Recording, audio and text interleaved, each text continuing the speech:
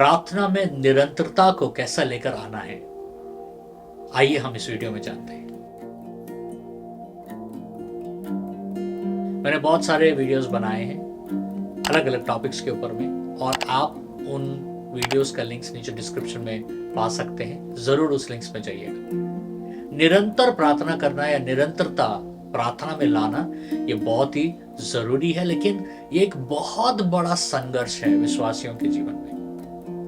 बहुत जन मेरे पास आकर कहते हैं कि मेरे प्रार्थना में निरंतरता नहीं है, मैं निरंतर प्रार्थना नहीं कर पा रहा हूं या कर पा रही हूं। पहला थिस्सलुनीकियों 5:17 में जब हम पढ़ते हैं, उसमें लिखा है कि निरंतर प्रार्थना करते रहो। तो बहुतों को लगता है कि उनको रात दिन घुटने में ही रहना है सारे काम काज को छोड़कर। बाइबल ये नहीं कह रहा है। निरंतरता का मतलब होता है कि निरंतर हमारा हृदय परमेश्वर का खोजी बनकर रहना है और हमारा हृदय खुलकर रखना है, परमेश्वर हमसे संपर्क कर पाए हर पल। निरंतरता को कैसा डेवलप करना है, एक बहुत अच्छा उदाहरण हम देखते हैं दानियल का 6वां अध्याय का 10वें वचन में। दानियल अपने दिन में 3 बार प्रार्थना करते हुए देखते हैं और विशेष तरीके से वो परमेश्वर को धन्यवाद देते हुए हम देखते हैं।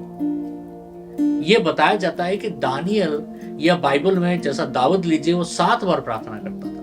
तो ये बताया जाता है कि इतने व्यस्त लोग, क्योंकि दानियल बहुत व्यस्त व्यक्ति था और दाऊद वो तो राजा था, कितना व्यस्त होगा। इतने व्यस्त समय में भी वो दिन में 7 बार और 3 बार निरंतर परमेश्वर के साथ संपर्क करते। तो ये बताता है कि जीवन में सबसे पहला स्थान परमेश्वर है। जिसके जीवन में सबसे पहला स्थान परमेश्वर है वो जरूर प्रार्थना करेंगे।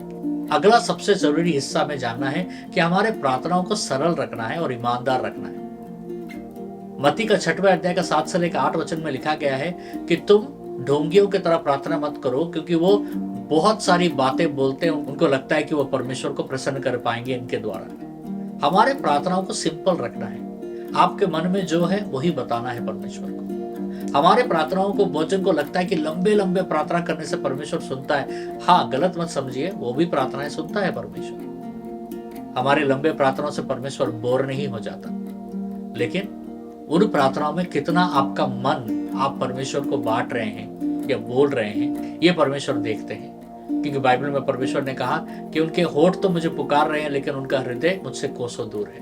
प्रार्थना में निरंतरता को अगर आप लाना चाहते हैं तो छोटी छोटी योजनाएं बनाइए, बड़ी बड़ी योजनाएं मत बनाइए। बहुत जन ऐसी बड़ी योजनाएं बनाते हैं कि अगला 5 साल मेरे जीवन में रोज सुबह 4 बजे उठकर मैं प्रार्थना करूंगा या करूंगी। 1-2 दिन बहुत अच्छा रहता है, फिर उसके बाद वो कर नहीं पाते, क्योंकि रात भर काम करना पड़ता है या बीमार है या कोई कारण वो उठ नहीं पाते। उसके बाद क्या होता है, उनके अंदर में ये एक इनएफिशिएंसी उनके अंदर आ जाता है। उनको लगता है कि मैं कभी नहीं कर पाऊंगी प्रार्थना, मैं परमेश्वर का लायक नहीं हूं, मुझसे प्रार्थना नहीं होगा।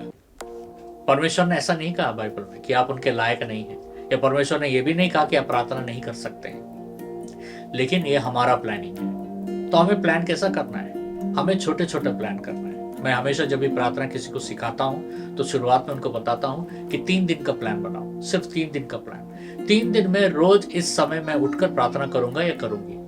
और उस समय में क्या करना होगा, एक अलार्म रख लीजिए फोन में, कि वो अलार्म, अगर आप सोचिए आप 6 बजे प्रार्थना करने वाले हैं तो 15 मिनट पहले अलार्म बजकर आपको बताएगा कि आपको अगला 15 मिनट में तैयार होना है प्रार्थना के लिए। और ऐसे अगर आप 3 दिन कर लिए हैं तो आप क्या करेंगे, आप तुरंत ब्रेक लीजिएगा, फिर उसके बाद और 3 दिन का योजना बनाइए। अगर आप 3 दिन में कामयाब हो जाते हैं कि हर 3 दिन, अगर हर बार जब आप 3 दिन का योजना बना रहे हैं और आप 3 दिन की योजना में कामयाब हो जाते हैं, तो इसका मतलब है अब और 1 दिन जोड़ सकते हैं आप उसमें, या अभी आप 4 दिन कीजिएगा। वैसे एक दिन को जोड़िए। और एक बात याद रखिए कि मैंने बहुतों को देखा, अगर आप 3 दिन की योजना बनाते हैं कि आप कहते हैं कि मैं 3 दिन सुबह 4 बजे उठकर प्रार्थना करूंगा या करूंगी। पहला दिन आप 4 बजे उठे, दूसरा दिन आप 4 बजे उठे और तीसरा दिन आप 4 बजे उठ नहीं पाए कोई भी कारण से, तो आप अपने आप को कोसिएगा मत। 4 बजे नहीं उठ पाए, लेकिन पूरा दिन आपके पास है। वो जो 4 बजे का जो प्रार्थना है वो पूरे दिन में कभी एक बार कर लीजिए। परमेश्वर ये नहीं देखता है कि आप कितना बजे, उतना बजे तो मेरे पास आ रहे हो कि नहीं। परमेश्वर ये देखता है कि तुम मेरे खोजी हो कि नहीं।